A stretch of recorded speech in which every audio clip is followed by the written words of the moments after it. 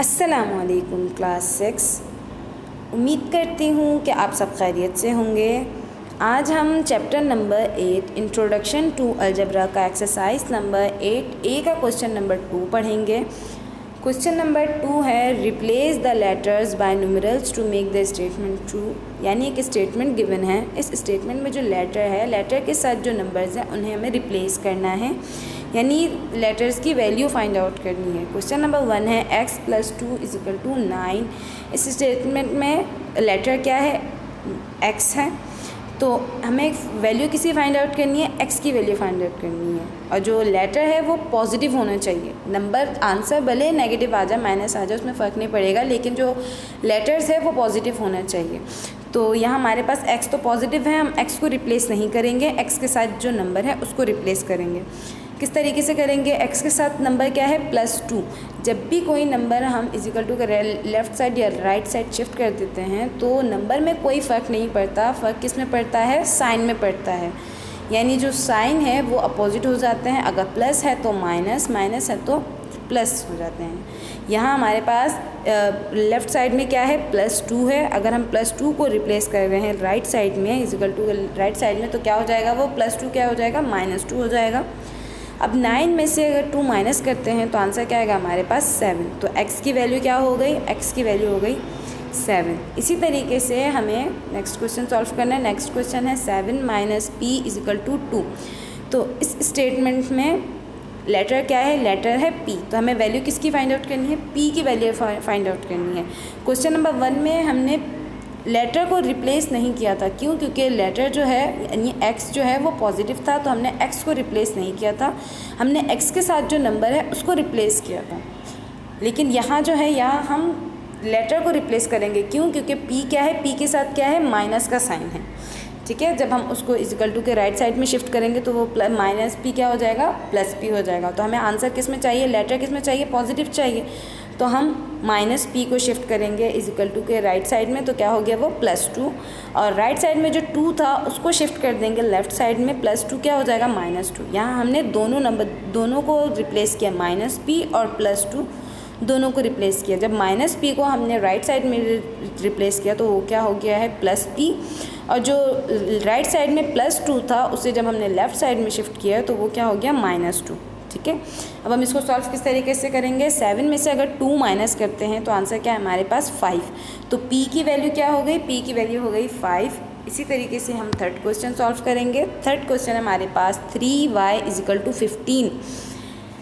y के साथ 3 क्या हो रहा है, मल्टीप्लाई हो रहा है। ठीक है, हमें y की वैल्यू फाइंड आउट करनी है, तो y 3 के साथ क्या हो रहा है, मल्टीप्लाई हो रहा है। तो जब हम उसको = के राइट साइड में शिफ्ट करेंगे तो मल्टीप्लाई किस में कन्वर्ट हो जाएगा, डिवाइड में हो जाएगा, यानी 3 15 के साथ क्या हो जाएगा, डिवाइड हो जाएगा। तो अब हम इसको शिफ्ट करते हैं, y = 15/3। अब इसको सॉल्व करेंगे, क्यों, 3 और 15 दोनों सेम टेबल से डिवाइड हो रहे हैं, तो जब दोनों सेम टेबल से डिवाइड हो रहे हैं तो हम इसको डिवाइड कर देंगे 3 के टेबल से, 3 1 = 3 एंड 3 5 = 15। तो y की वैल्यू क्या आ गई, y की वैल्यू आ गई 5। नेक्स्ट क्वेश्चन है 45 / x = 5। यहाँ लेटर क्या है, यहाँ लेटर है x, तो हमें वैल्यू किसकी फाइंड आउट करनी है, x की फाइंड आउट करनी है।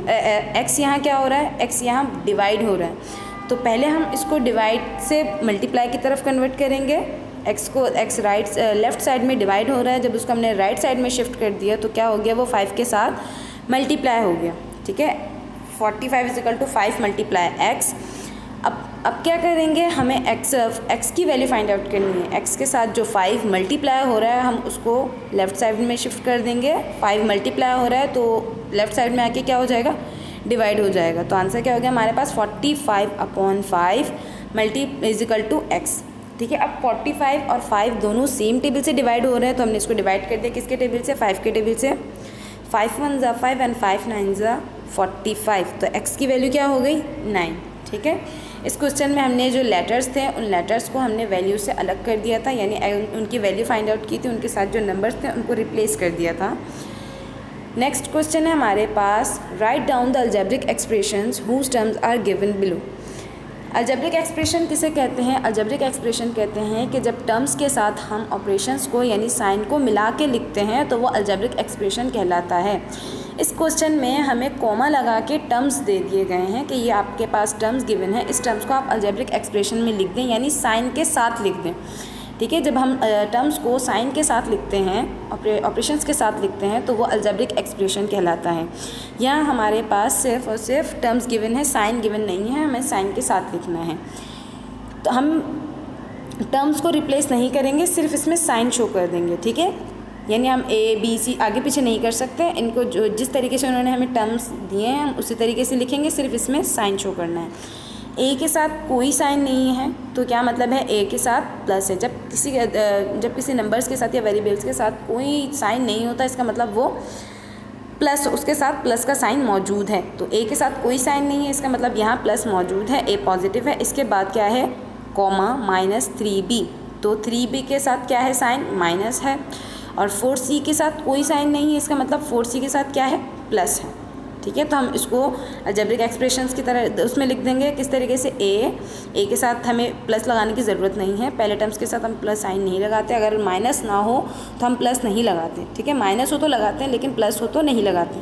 ए के साथ प्लस है तो हम नहीं लगाएंगे। इसके बाद क्या लिखेंगे, -3b के साथ ऑलरेडी साइन माइनस मौजूद है तो हम उसको एज इट इज़ लिख देंगे, a -3b। इसके बाद थर्ड टर्म क्या है, 4c, तो 4c के साथ साइन क्या है, प्लस, तो हमने उसको प्लस के साथ लिख दिया। तो अलजेब्रिक एक्सप्रेशन में इसको किस तरीके से लिखा है, a -3b + 4c। नंबर 2 है -5abc, -7bcd, 3abd। अब टर्म्स को हम इसी तरीके से रहने देंगे, सिर्फ उसमें साइन शो कर देंगे। नंबर 1 टर्म्स के साथ क्या है, -5abc के साथ क्या है, माइनस, तो हम इसको माइनस में ही लिखेंगे। क्यों, क्योंकि हम इसको रिप्लेस नहीं कर सकते, हम माइनस में रखेंगे। तो -5abc, इसके बाद सेकंड टर्म क्या है, -7bcd, तो इसके साथ भी साइन मौजूद है माइनस, तो हमने इसके साथ भी माइनस लगा दिया, -5abc -7bcd। थर्ड टर्म क्या है, थर्ड टर्म है हमारे पास 3abd, तो 3abd के साथ कोई साइन नहीं है, इसका मतलब क्या हो रहा है, ये प्लस हो रहा है, तो हमने इसको प्लस के साथ लिख दिया। तो अलजेब्रिक एक्सप्रेशन में किस तरीके से लिखा है इसको, -5abc -7bcd + 3abd। इसी तरीके से नंबर 3 हमारे पास 3u, -1/2 gt। अब इसको हमने साइन के साथ लिखना है। नंबर वन टर्म क्या है, 3u, तो 3u के साथ क्या है, प्लस। हमें नंबर 1 टर्म्स के साथ प्लस लगाने की ज़रूरत नहीं है, अगर माइनस हो तो माइनस लगाते हैं, लेकिन प्लस नहीं लगाते। तो 3u के साथ प्लस है, हम प्लस नहीं लगाएंगे। इसके बाद सेकंड टर्म के साथ क्या है, माइनस, तो हमने सेकंड टर्म के साथ क्या लगा दिया, -1/2 gt। ठीक है, उम्मीद करती हूँ कि यहाँ तक आप सबको बात समझ आ गई होगी। नंबर 1 क्वेश्चन में हमारे पास क्या था, नंबर 1 क्वेश्चन में हमने लेटर की वैल्यू फाइंड आउट की थी, और नंबर 2 क्वेश्चन में हमने सिर्फ साइन शो किया है। ठीक है, अलजेब्रिक एक्सप्रेशन में लिखा है, हमारे पास टर्म्स गिवन थे, उस टर्म्स के साथ हमने साइन शो कर दिया था और साइन के साथ लिख दिया है, उसको अलजेब्रिक एक्सप्रेशन कहते हैं। यहाँ तक आप सबको बात समझ आ गई होगी। अपना ख्याल रखिएगा और कॉपी में काम नीट एंड क्लीन कीजिएगा। अल्लाह हाफ़िज़।